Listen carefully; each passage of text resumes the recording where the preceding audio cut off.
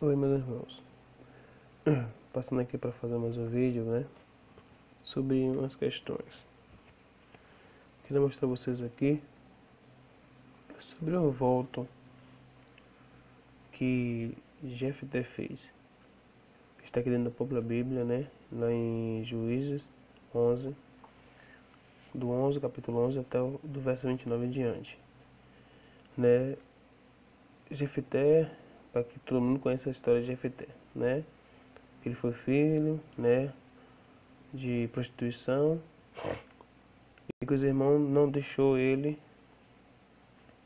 na casa, do pai, porque ele era filho de prostituição, e ele foi tido como um qualquer. Não teria também herança do pai, porque não era da mesma mãe dos irmãos dele. E ali ele foi posto fora de Israel, se juntou com rebeldes, fez tipo uma suposta gangue, essa história relata mais em cima. Mas só Jefté, depois com o tempo, o próprio Deus de Israel, consagrou ele, escolheu ele, Está, se você ler do começo da história dele, você vê lá que o próprio Deus de Israel escolheu ele para fazer parte lá dos chefes, um dos chefes lá do exército de Israel, porque os israelitas lá, Israel entrou de confronto contra os amonitas, e os amonitas já estavam indo de encontro contra Israel, para ter essa guerra. Mas o interessante é que a gente tem que reparar: contra fatos não tem argumento. E aqui vamos ver aqui o que é que isso aqui vai provar para nós aqui do verso 29 diante, que eu vou ler aqui, mas você tem que ler a história toda para você entender, que a gente lê um pedacinho aqui, outro ali, comprova poucas coisas, mas tem que ler os versos todos, o capítulo todo, para poder entender também. Eu vou começar aqui para vocês entenderem, que assim fala assim: aqui o voto e a vitória de Jefté. No capítulo 11, verso 29, fala assim: então o Espírito, do Senhor veio sobre, Jefté, aqui no capítulo 29, sobre Jefté, e o dirigiu com poder a fim de que ele atravessasse a terra de Gileade, e Manassés, passando por Mispa de Gileade, e daí avançou contra os amonitas, que ele foi lá lutar contra os amonitas. Ele foi consagrado chefe, fez um voto lá com os próprios israelitas, com o chefe. Foram lá chamar ele para poder ele ser chefe, para poder lutar, que ele tinha uma gangue, porque ele tinha ficado com vadios. Vadios são gangues, de rebeldes. Vamos aqui para prosseguir. Aí ele foi de contra os amonitas. Aí fala assim, o 30: e Jefté consagrou este voto ao Senhor. Quem era o Senhor? O Deus de Israel. Veja só: se entregares os amonitas nas minhas mãos, veja só, 31, fala assim: aqueles que estiver saindo, ó o que ele falou, ó o voto que ele fez, aquele que estiver, repare que é sobre a casa dele, sobre ele, aquele que estiver saindo da porta da minha casa, olha, tá vendo? Da casa dele, ao meu encontro, e fosse diante dele, o primeiro, ao meu encontro, quando retornar da vitória sobre os amonitas, será oferecida ao Senhor, e eu o sacrificarei em holocausto. O que era sacrifício e holocausto? Matava primeiro o animal e depois em holocausto. Não era isso, gente? Então, todo mundo com essa história. O sacrifício, o holocausto era feito com animais. Não é isso? Veja só, ele fez um voto, né, com o Senhor dele, com o Senhor de Israel, o Deus de Israel, para poder ganhar os amonitas, ganhar a guerra ali naquele momento, que ele se tornou chefe, né? Até o ponto ele era uma pessoa rejeitada. E o próprio Deus escolheu ele lá, o Deus de Israel escolheu ele para poder ser chefe. Você vê como são as coisas, veja só. Vamos para o verso 32. Então Jefté partiu para o quê? Para o combate com os amonitas. E o Senhor os entregou o quê? Ele fez um voto lá em cima, que aquele que saísse, né, na versão em cima, saísse da porta da casa dele, esse lhe faria o voto, né? Daria em sacrifício e holocausto. Veja a coisa, sacrifício e holocausto de animal. Veja só. Então Jefté partiu para os quê? Para o encontro com os amonitas. E o Senhor os entregou a todos em suas mãos. Entregou todos os amonitas daquelas tribos de outra cidade, né, nas mãos de Jefté. E ele já tinha feito um voto. E ele, ao verso 33, e ele tomou posse das 20 cidades. Ele tomou posse das 20 cidades. Então, matou praticamente todos os exércitos, desde Aroé até os arredores de Minite, chegando a Abel-Queramim. Abel-Queramim, é o nome da cidade. E desta forma, os amonitas foram dominados pelos filhos de Israel. Olha, da onde? De Israel. Veja o verso 34. Assim que Jefté, repare o que ele fez. Ele fez um voto. E o voto que ele fez tinha que ser cumprido, né? Uma promessa que ele prometeu ao céu dele, ao Deus de Israel. Então ele tinha que cumprir esse voto. Um voto de sacrifício e holocausto. Primeiro matava, né? E depois fazia o holocausto, queimava. Que era para subir o cheiro suave, né? Entre aspas, vamos ver isso. E assim que Jefté retornou à sua casa, observe, meus irmãos, tem que analisar fato por fato. Assim que Jefté retornou à sua casa em Mispa, sua filha, olhe, saiu ao seu encontro, dançando de alegria. Olha, veja só. Quem foi que saiu dentro da casa? Quem foi o primeiro que saiu dentro da casa dele, ao encontro dele? A sua própria filha, né? Aí tá cá, abaixo aqui, dançando de alegria ao som de quê? Tamborins. E ela era sua única filha. Jefté não tinha nenhum outro filho ou filha. Veja só. Quem foi que saiu da casa? A própria filha dele. Saiu ao encontro dele. Foi o voto que ele fez. Aquele que saiu de contra mim, de contra ele, da casa dele, era o voto que ele tinha que cumprir. Veja mais. No instante em que a viu, rasgou as suas vestes e exclamou com um brando de dor: "Oh não, a minha amada."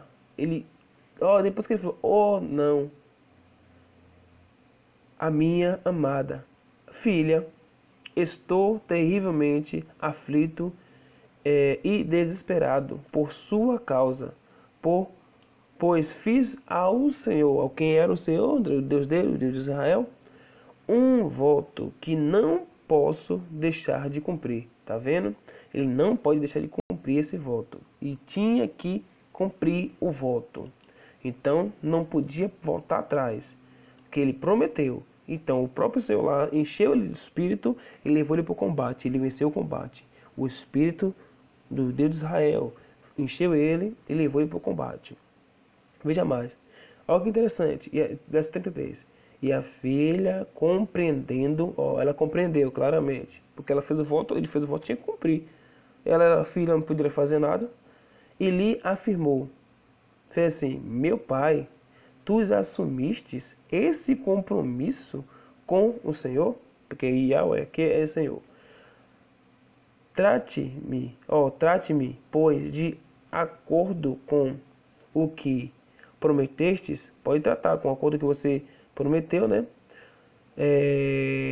Com o que prometestes, porque o Senhor concordou, o próprio Deus dele de Israel concordou, entenda, em te vingar de teus inimigos, os amonitas. Veja mais, ele não ganhou a guerra lá, não ganhou 20, foi 20 cidades, foi 21 cidades, eu me lembro. Não ganhou, ele não prometeu, fez o voto, o Senhor dele cumpriu. E ele tinha que cumprir o voto dele. Assunto só.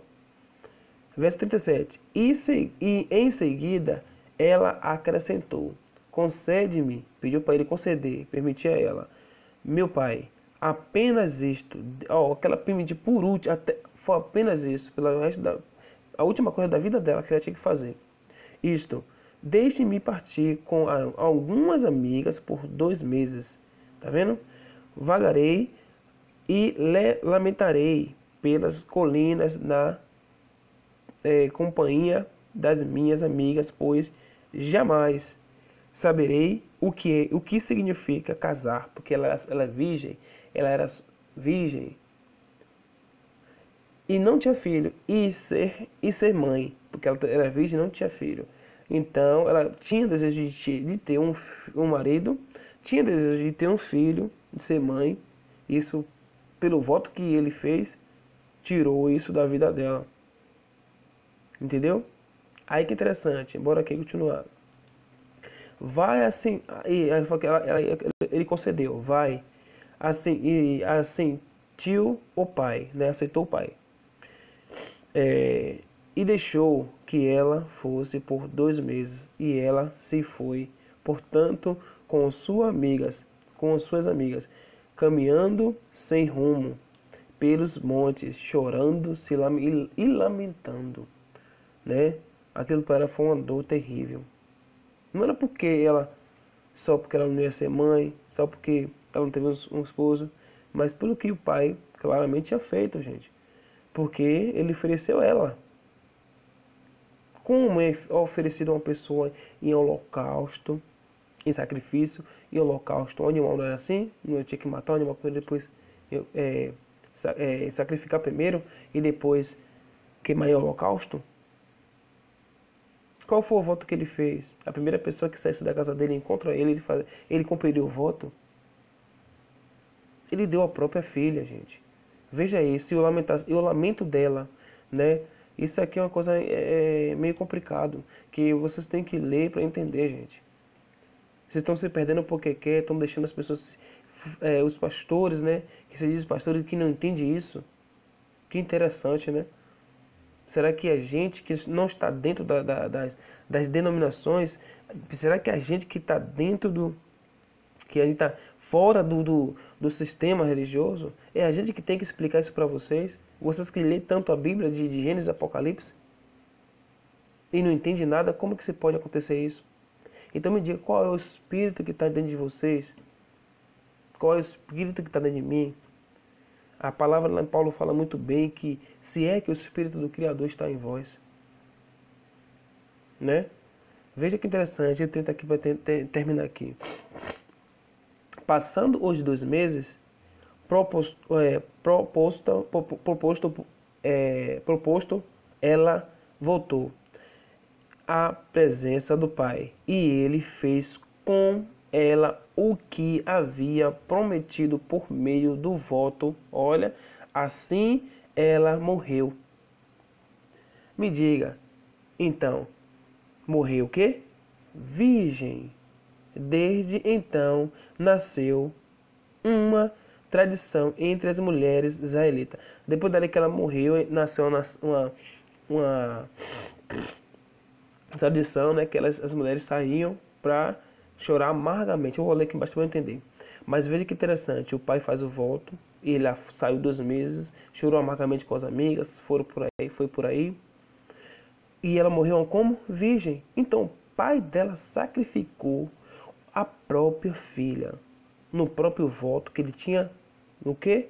Prometido para esse Senhor, né? Para esse Deus de Israel. como é pregado dentro das denominações, dentro das igrejas, no mundo afora. E vocês lê tanto a Bíblia e não entendem isso? Como é que pode uma coisa dessa? Aí ela morreu virgem, uma mulher solteira, sem marido, sem filho. Aí depois venham me dizer o quê? Ou dizer para outras pessoas, não, ali foi um voto para ela ser, para ela poder servir a Deus, servir ao Senhor eternamente. Não poderia ter marido nem nada, tinha que ser uma mulher pura e virgem. Mas aqui está explicando muito bem. E ela morreu virgem. Então, claramente, ela foi dada em sacrifício e holocausto. O pai matou a filha e depois a queimou. Quem gosta de fazer isso com o ser humano? Quem jamais perdoa o ser humano? Não o próprio Rassatã? Não o próprio Satanás, que vocês pregam tanto? Não é ele que não, ele não quer perdoar o ser humano, ele não perdoa o ser humano de jeito nenhum. E quem gosta de matar, roubar e destruir? Né? É interessante isso, né, meus irmãos? Mas pare para observar isso. Vocês têm que analisar mais a Bíblia, olhar mais o que está acontecendo, porque a gente para observar as coisas daquilo que o Espírito do Criador, do nosso Pai eterno, fala conosco. Entendeu? Porque vocês negligenciam isso. O próprio Messias veio para dar vida e vida com abundância, ele não veio trazer morte. Entendeu? Quando o próprio Messias relata, acho que em Lucas, se não me engano, acho que em Lucas 10, ali mais para baixo em diante, é Lucas 10, meu pai? Não estou lembrando aqui o verso, o capítulo, mas quem vocês lêem, vocês sabem onde estão. Vocês vão entender. O Messias estava indo com João e Tiago para ir para Jerusalém, tinha que passar por Samaria. E Samaria não se batia bem com Israel, né, com Jerusalém, nem Jerusalém com Samaria, que é o povo de Judá, né? E ali o Messias pede para eles pegar e ver uma pousada, um lugar, uma casa para ficar, para descansar, para no outro dia ir para Jerusalém. O povo via que eles iam para Jerusalém. E o pessoal de Samaria ele falou, não vou dar hospedagem, não deram hospedagem a eles. Sabe o que eles falaram? O próprio Tiago, o próprio João, falou assim, Senhor, ou mestre, não, Senhor, não, mestre, queremos que oramos e façamos fogo cair do céu, como Elias fez. Na mesma hora, o próprio Messias repreendeu todos os dois e falou para todos os dois de que espírito vocês são. Eu vim para trazer vida e vida com abundância, vida eterna. Então me diga, de onde se procede o espírito de morte? Da onde se procede o espírito de matança, de vingança? Da onde se procede o espírito que rouba, destrói? Se eles não tiveram pena dos seus próprios inimigos, do antepassados, os nossos antepassados não tiveram pena dos seus próprios inimigos, porque a palavra diz, em vez de você bater e matar, é para você orar pelos que te perseguem. Né? Zelar até para o seu próprio inimigo, ajudar até o seu próprio inimigo, não para fazer a maldade, mas sim para fazer o bem. E de que espírito vocês têm? De que espírito vocês procedem? Se vocês não entendem isso aqui, qual é o espírito que vocês estão retendo para vocês? Porque vocês falam tanto do Espírito Santo, gente, e não entende isso, é meio complicado, né? Mas a vontade do nosso Pai que tem que ser feita. E a vontade dele é de dar vida aos seus próprios filhos. Porque todos são os filhos deles, mas muitos se tornaram filhos de Satanás, do próprio diabo, né? E outros preferem ser filho do Criador, mesmo passando perseguição, né? Eu vou falar aqui para vocês aqui, muitos aqui não vão nem entender. Vai falar, não, esse cara é maluco, esse cara é doido. Mas estou lendo aqui na Bíblia para vocês, leiam nas suas também, pegue todos os versos e leiam, que vocês vão entender muito bem claro.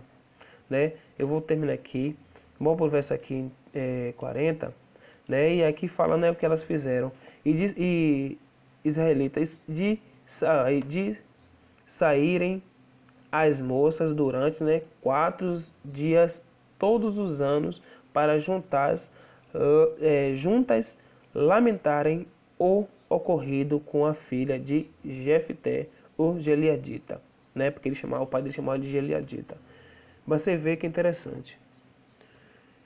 Aí elas virou até tradição, né? E elas faziam isso, lamentavam, né? Amargamente ali ocorrendo, né? O ocorrido que aconteceu com ela, porque elas viram que aquilo foi triste. O próprio pai sacrificar a própria filha, né? Imagine. Agora me pergunto a vocês fariam isso com seu filho? Fariam isso com seus próximos? Me digam vocês. É uma pergunta que eu digo a vocês e interrogue a vocês mesmos. Aprenda a interrogar vocês mesmos. Ver se vocês estão certos, se nós estamos certos realmente. E quando eu comecei a me interrogar a mim mesmo, será, pai, que eu estou certo do que eu estou fazendo, do que eu estou pregando, do que eu estou falando? Entendeu? Eu tinha muitas dúvidas, agora eu não posso ter mais dúvida porque eu estou vendo aqui, né? Se nós todos nós estivermos enganados, né? Mas na questão, eu digo a vocês que não tem como vocês alcançar a inocência sem a verdade. Se a gente quer alcançar a inocência da mentira, como vocês vão alcançar a inocência sem a verdade dentro de vocês? Porque se for para alcançar inocência na mentira, não tem verdade, então não tem como a gente alcançar o pleno conhecimento da verdade, da palavra e da inocência que tem que ter dentro de nós. E o nosso Criador deixou uma palavra para vocês, que eu não estou lembrando o capítulo aqui agora, mas isso me refletiu em minha mente aqui. Ele pergunta a vocês, até quando nós vamos alcançar a inocência? Até quando?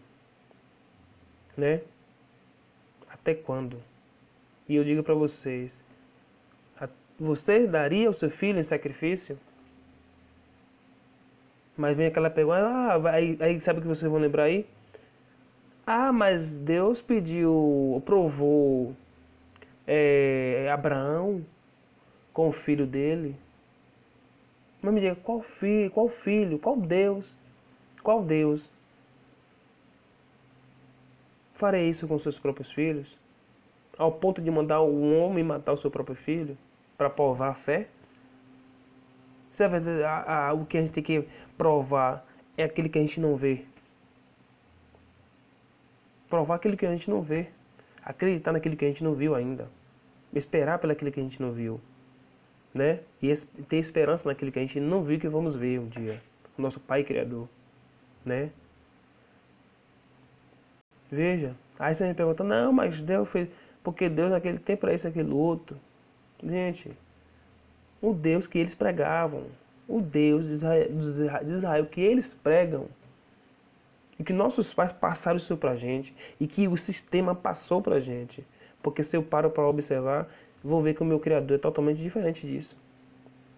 Ah, ele é amor, mas é justiça. Mas peraí, ele não resolveu um dia só para julgar todos? Um dia só para julgar todos? Como é que pode ele tá julgando todos os dias os seus próprios filhos? Observe, julgando todos os dias os seus próprios filhos? Claramente não, né? Porque se ele resolveu um dia só, né? Para julgar a todos. Porque todos nós, que eu saiba, somos iguais. Não temos diferença nenhuma. Né? Só vamos ter diferença de uma coisa. Do Espírito. Qual é o Espírito do Pai e qual é o Espírito do adversário. Essa é a única diferença que vai ter. Os que têm o Espírito do Pai e os que não têm. Essa é a única diferença. Entendeu? Mas assim eu deixo para o meu vídeo aqui, esse vídeo, né? Espero que vocês procurem ver e reaver mais coisas. Pesquisar mais, gente. Não deixe o homem dominar a mente de vocês, não. Porque ele fala ali, fala lá, mas o que procede nos seus próprios corações é para o deleite de si próprio. Apacentar a si próprio. O Messias, quando veio pregar, o Filho do nosso Pai, Criador, apacentou a si mesmo ou apacentou as ovelhas? Né? Mas assim, aqui eu deixei o meu vídeo, né, para vocês rever isso. e que o Pai Criador dê uma boa semana para vocês, né? Um bom fim de semana também. E que a gente pare para refletir mais que o nosso Pai, né, cada dia mais dê a sabedoria do Espírito dele para nós entender o que é verdade e o que é mentira. E sabe discernir. Porque o discernir é isso. Se a palavra está aqui para eu discernir, eu vou discernir em espírito. O espírito é o quê? A minha mente que tem que funcionar. Porque o meu espírito está pensando e analisando e reflete para o meu espírito. Aí meu corpo se torna luz quando é bom. Quando eu tenho os olhos bons. Eu olhei pelo ponto bom, não olhei pelo ponto ruim. Eu olhei pelo ponto da vida, não pelo ponto da morte. E é assim que todos nós temos que olhar. Fique em paz e que o Pai Celestial dê uma paz para todos. E que assim seja feita a vontade de nosso Pai.